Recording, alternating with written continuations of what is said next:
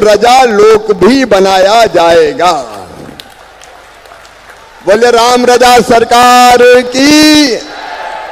अभी हम लोग बात कर रहे थे, गोपाल जी, विधायक जी, हम सब लोग, अखिलेश जी, पूरी टीम यहां बैठी है, कलेक्टर यहां पे है, कलेक्टर, ये सबके साथ बैठ के फाइनल करो भाई जल्दी, और फाइनल प्रेजेंटेशन मेरे सामने हो जाए।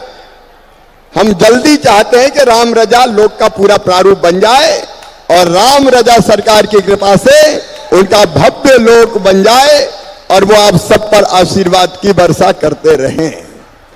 आज बहनों की बात करूं उसके पहले अपने भांजे भांजियों की बात करना चाहता हूं। मेरे बेटा बेटियों, तुम अगर यहां हो तो मुझे सुनो, और यहां नहीं हो तो प्रदेश में सुनो। आज ही एक योजना हमने शुरू की है, मुख्यमंत्री युवा सीखो और कमाओ योजना। मेरी बात ध्यान से सुनना मेरे बच्चों, जिनने 12वीं पास कर ली, जिनने बीए बीएससी कर ली, या जिनने एमए एमएससी कर ली, उनको रोजगार की तलाश है।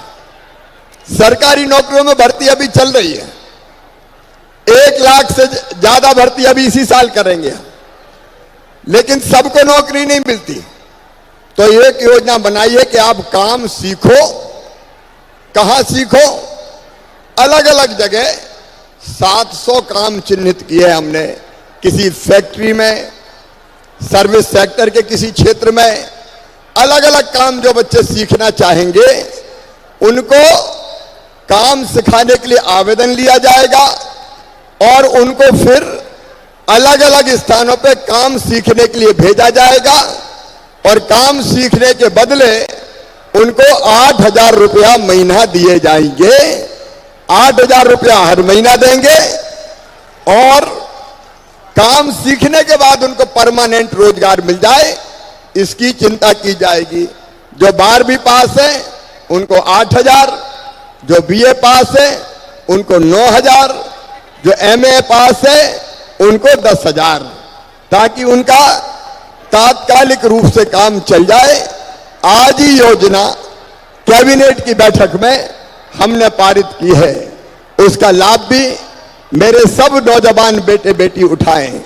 लेकिन आज मैं विशेष रूप से अपनी बहनों से मिलने आया हूं। मेरी बहनों, आप सबको मैं दोनों हाथ जोड़ के प्रणाम करता हूं। मेरी सभी बहनों को भैया का प्रणाम, भैया का नमस्कार।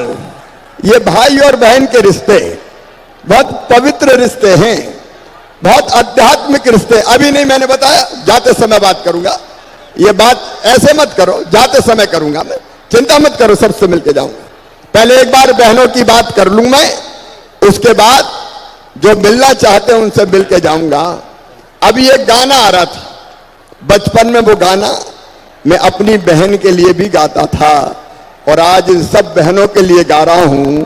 फूलों का तारों का सबका कहना है, 1,000 में मेरी बहना है, सारी उम्र हमें संग रहना है।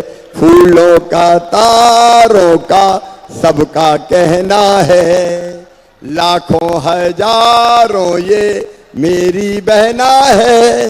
बताओ भैया हूं कि नहीं? अरे हूं तो जोर से बताओ, भैया हूं कि नहीं? तो सगा हूं कि सौतेला? अरे बुंदेलखंड की आवाज में बोलो जरा जोर से, सगा हूं कि सौतेला? सगा हूं। अब सुनो मेरी बहन, पहले ये बात ध्यान से सुन लो, बैठो तुम पहले, अभी नहीं, बाद मैं बोल लूं उसके बाद फिर बताना। मैं 10 मिनट आराम से बात कर लूं फिर। मेरी बात ध्यान से सुन रही हो? अरे सब बहनें सुन रही है भाई? तुम लोग भी जरा बैठ जाओ तो बात कर पाऊंगा, नहीं तो बात करने में मजा ही नहीं आएगा। देखो मेरी बहनों, मैंने बचपन से बहन और बेटियों के साथ अपने गांव में भी भेदभाव होते हुए देखा था। एक बात मैं आपसे बताना चाहता हूं, जब घर में बेटा बेटी जन्म ले तो हम दुआ ये करते थे ज्यादातर परिवारों में कि घर में पैदा हो तो बेटा पैदा हो, भैया ही चाहिए। भैया काहे के लिए चाहिए? बोले भैया तो बेटा तो बुढ़ापे की लाठी का सहारा होता है, कुल का दीपक होता है। अब वो सहारा बनेगा कि लठ मारेगा बुढ़ापे में, इसकी कोई गारंटी नहीं ले सकता। लेकिन बेटियों की मैं गारंटी ले सकता हूं कि वो जब तक जिएंगी उनकी हर सांस अपने माता पिता के लिए चलेगी। बेटी कभी माता पिता को भूल नहीं सकती। मेरी बहनों, बोलो भूल सकती है क्या? नहीं भूल सकती। लेकिन बेटियों के साथ अन्याय किया समाज ने, अन्याय किया हमने। कई जगह तो यह हालत हो गई कि जब विज्ञान ने प्रगति कर ली और यह पता चल गया कि कोख में आने वाला कौन है, बेटा है कि बेटी है, अगर ये पता चल गया कि आने वाली बेटी है तो कई लोगों ने महापाप किया, कोख में ही बेटी को मार डाला, कोख को कत्ल खाना बनाने का पाप किया। और उसके कारण हालत ये हो गई कि बेटा तो ज्यादा हो गए और बेटियों की संख्या घटती चली गई। मेरी बहनों, ये हालत हो गई कि 1000 बेटों पे केवल 900 बेटियां पैदा होने लगी। आप बताओ मेरी बहनों, और मैं भाइयों से भी पूछना चाहता हूं, बताओ बेटियों के बिना दुनिया चल सकती है क्या? जोर से बताओ। नहीं चल सकती। अरे बेटी नहीं बचाओगी तो बहू कहां से लाओगे? बताओ, बहू मिल सकती है? दुनिया ही नहीं चल सकती बेटी के बिना। और इसलिए मेरी बहनों, मेरे मन में बड़ा दर्द होता था, तकलीफ होती थी कि बेटियों के साथ ये अन्याय क्यों होता है, और उस तकलीफ से व्यथित होके। अच्छा, एक बात और थी, मैंने पूछा कई जगह, बेटे क्यों चाहिए, बेटी क्यों नहीं? अरे भैया बोले बेटी आई और बड़ी हो गई तो शादी करनी पड़ी, तो शादी में दहेज का इंतजाम क्या तुम करवाओगे? दहेज के कारण, शादी के कारण बेटी को नहीं आने देंगे, ये भाव बन गया था। मेरी बहनों, पहली बार जब मैं मुख्यमंत्री बना तब हमने तय किया कि बेटी की शादी को बोझ नहीं रहने देंगे, बेटी को भी वरदान बनाएंगे। और हमने तय किया मध्य प्रदेश में कि जितनी हमारी बेटियां हैं, गरीब परिवारों से आने वाली बेटियां, उनकी शादी में माता पिता पैसा खर्चा नहीं करेंगे। मामा मुख्यमंत्री बन गया तो मामा शादी करवाएगा। और इसलिए मुख्यमंत्री कन्या विवाह योजना बनाई। मुख्यमंत्री कन्या विवाह योजना में अभी 49,000 रुपए का चेक बेटी को शादी में देते हैं और देके विदा करते हैं।